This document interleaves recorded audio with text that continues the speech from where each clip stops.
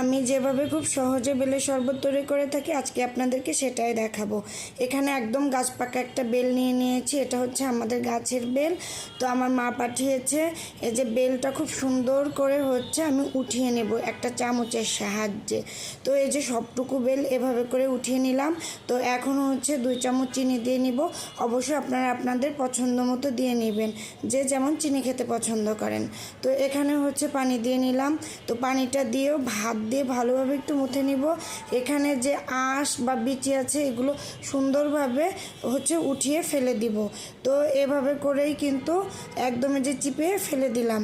তো আপনারা চাইলে এটা ছেঁকনি দিয়েও ছেঁকে নিতে পারেন।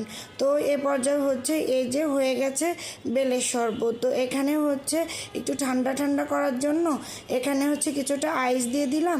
এরপরে হচ্ছে বেলের এই শরবতটা দিয়ে নিলাম। তো খেতে কিন্তু অসম্ভব মজা হয়েছিল। আপনারা ঠিক এভাবেই করে খেয়ে দেখবেন, আশা করি অনেক ভালো লাগবে।